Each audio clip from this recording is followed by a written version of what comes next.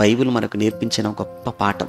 అదే 39వ కీర్తనలో కూడా 5వ వచనంలో దావీదు గారు మాట్లాడుతూ, నా దినముల పరిమాణము నీవు బెత్తెడంతగా చేసి ఉన్నావు. నా దినముల పరిమాణము నువ్వు ఎంత చేసావయ్యా అంటే బెత్తెడుగా చేసేసావు. ఇక్కడ బెత్తెడు అన్నాడేమో, కానీ అక్కడికి యాకోబు గారి దగ్గరకు వచ్చేటప్పటికి అక్కడ ఏమన్నాడు? బెత్తెడు కూడా కాదు, ఆవిరి. ఇక్కడ బెత్తెడంటే ఏమన్నా ఎంతో కొంత కొలవడానికి కనబడుతుంది ఇక్కడ కొలత.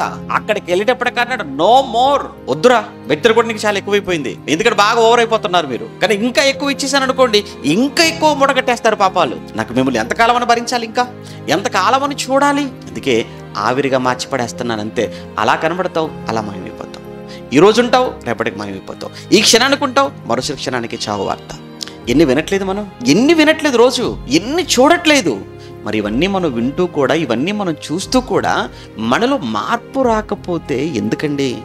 ఆయన నీ చెవికి వినిపించేది, నీ కళ్ళ ముందుకు తీసుకొచ్చి నీకు చూపించేది, నీకు అవన్నీ ఒక హెచ్చరికలు, మార్పు కోసం అన్న సంగతి మనం మర్చిపోతున్నాం. అయ్యో అని వదిలేస్తున్నాం, అయ్యో ఇలా జరిగిందా అనుకుంటున్నాం మనం. కానీ అవన్నీ కూడా దేవుడు నీ ముందు పెట్టి నిన్ను హెచ్చరిస్తున్నాడన్న సంగతి మర్చిపోతున్నావు.